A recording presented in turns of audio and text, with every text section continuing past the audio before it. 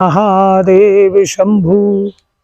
आने वाली 1 तारीख को 1 मार्च शनिवार के दिन फुलेरा दूज है और यह अपने आप में अद्भुत है। जैसा कि शिव महापुराण में, स्कंद पुराण में फुलेरा दूज का महत्व आता है और शायद आपको मालूम भी हो, लेकिन फिर भी हम यह दिव्य जानकारी आज आप लोगों तक लाए हैं कि 1 मार्च को शनिवार के दिन पूर्व भाद्रपद नक्षत्र में बड़े मन भाव से आपको शिव जी का पूजन अर्चन करना है।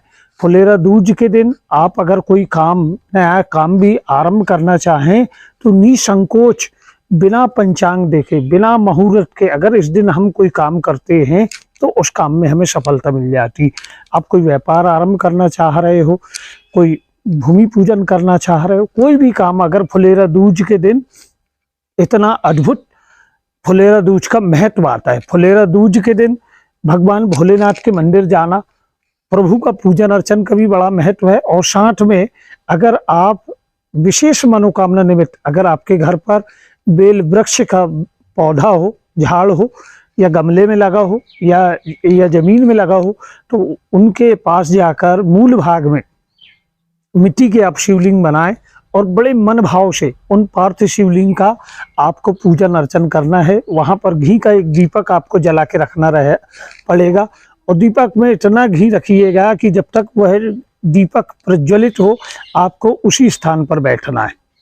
ऐसा नहीं कि आपने पूजन करे, दीपक जल रहा है, प्रणाम करे और उठ के आ गए। हाँ, यह उस पूजन का आपके द्वारा अनादर हो जाएगा। कई बार हमसे कुछ ऐसी छोटी मोटी भूल हो जाती है जिसके कारण हमें लगता है कि हम पूजन पाठ तो कर रहे हैं लेकिन हमें उसका प्रतिफल प्राप्त नहीं हो पा रहा।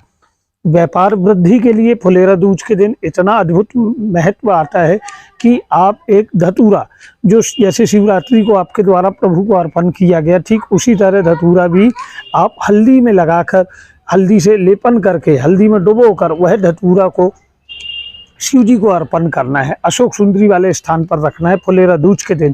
फिर एक वस्त्र में उसे, पूजन के बाद वह धतूरा आप उठा लें और एक वस्त्र में बांधकर उसे अपने व्यापार या दुकान या कार्य क्षेत्र में या फैक्ट्री में आप रख ले। फिर आपके व्यापार में निसंदेह वृद्धि प्रभु की कृपा से होना, माता महालक्ष्मी की कृपा होना।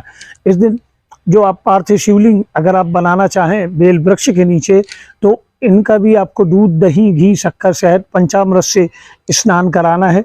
और यहाँ विशेष चीज कमलगट 7 कमलगट आपको अर्पण करना रहेगा।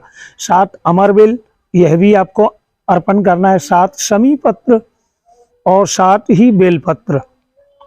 और अपराजिता के पुष्प अगर मिल पाए तो बड़ी उत्तम बात, अगर ना मिल पाए, कोई चीज़ ना मिल पाए, तो अपने मन में ऐसा कोई भाव मत रखिएगा।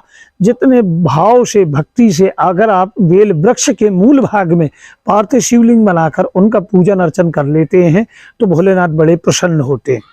जैसा कि सुंदर शिव महापुराण में वर्णन आता है, स्कंद पुराण में वर्णन आता है कि फुलेरा दूज के दिन भोलेनाथ से जो मनुष्य जिस मन और भाव से जो मनोकामना निमित्त जाकर प्रार्थना कर ले, उनकी वह मनोकामना सिद्ध होती। जीवन में कोई रोग है, कोई परेशानी है, बार बार वो है, आप स्वस्थ नहीं हो पा रहे हैं, कुछ ना कुछ ऐसी उलझने लगी है, तो फुलेरा दूज के दिन जाकर प्रभु के यह पूजन अर्चन करें, प्रार्थना करें, प्रभु आज फुलेरा दूज के निमित्त मैंने जो पूजन अर्चन किया और आपके दरबार में मैं अपनी यह मनोरथ लेकर आया हूँ, आपकी कृपा से यह मेरी मनोकामना अवश्य ही सिद्ध होगी। फुलेरा दूज के दिन ही, जैसा कि ब्रह्मवत पुराण में, श्रीमद् भगवत पुराण में भी यह बड़ा दिव्य वर्णन आता है कि कान्हा जी द्वारका से अपनी माता यशोदा मैया से मिलने वृंदावन आए थे और जहाँ वह माता जी से माँ मिली वह स्थान है।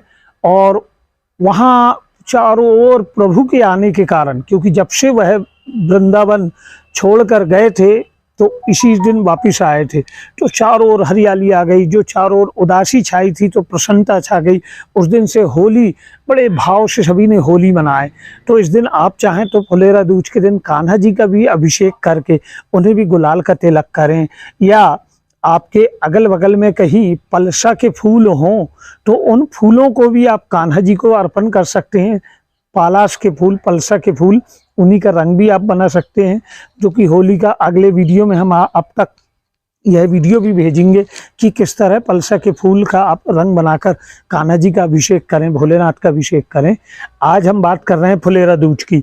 तो फुलेरा दूज के दिन आपको गुलाल भी प्रभु को भी अर्पण करना है। भोलेनाथ के वैसे भी श्रृंगार में हमारे द्वारा गुलाल, भस्म, अबीर, अबरक यह आप सभी अर्पण करते हो, चंदन। तो जितने सहज रूप से आप देख पा रहे हैं, यह सुंदर सा बेल वृक्ष है और बेल वृक्ष के मूल भाग में, अर्थात हम बात कर रहे हैं यहाँ इस स्थान पर आपके द्वारा छोटे से आप दिशा का निर्धारण कर लीजिएगा। शिव जी का जो जलहरी का जिधर से जल निकलेगा वह उत्तर दिशा की ओर, जैसे इधर उत्तर है तो जल इधर जाएगा।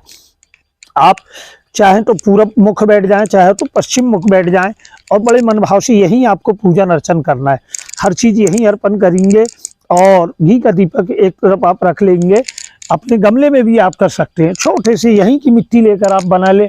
और जब पूजन हो जाए, पूजन के बाद में आपको फिर प्रभु से क्षमा प्रार्थना करना रहेगा। प्रभु बड़े मन भाव से हमने कोई भूल हो गई आप क्षमा करें। और वहीं पर विसर्जन यथा स्थान करने के बाद जो आपने कमलगट चढ़ाए थे, उन कमलगट को भी आपको वहाँ से लेकर अपने जहाँ रुपया पैसा रखते हो तिजोरी में या अपनी अलमारियों में या पैसे की जो पेटी है, पोटली बांधकर प्रभु का मन में, कुबेरेश्वर महादेव का मन में ध्यान करते हुए कि प्रभु आज फुलेरा दूज के दिन यह पूजन अर्चन मैंने इस मन भाव से किया और मेरे घर में धन धान की परिपूर्णता हो, लक्ष्मी की प्राप्ति हो। यह धन प्राप्ति निमित्त, और जैसे कोई रोग है, कोई परेशानी है, तो उस निमित्त भी आप अगर फुलेरा दूज के दिन आप यह पूजन अर्चन करते हैं तो यह पूजन का अनंत फल है। तो हमारा आप सभी से आग्रह रहेगा कि फुलेरा दूज के दिन, जो कि 1 मार्च को शनिवार के दिन है, बड़े मन भाव से आप प्रभु का पूजन अर्चन करें। अगर आपके यहाँ बेल वृक्ष ना हो तो अब क्या करें, तो आप अपने पूजा स्थान में ही प्रभु का पूजन अर्चन कर सकते हैं या फिर किसी शिवालय में जाकर कर सकते हैं। विवाह के निमित्त से भी अगर जैसे विवाह की मन में भाव है तो धतूरा के फूल और धतूरा फल, 5 धतूरा फल लेकर उनमें हल्दी लगाकर विवाह निमित्त प्रभु को अगर आप अर्पण करते हैं तो यथाशीघ्र सुयोग, वर की या वधू की प्राप्ति होती है, मनोकामना सिद्ध होती है। यह दिव्य जानकारी आप और लोगों तक भी अवश्य भेजें, जिससे उनका भी इसमें भला हो पाए।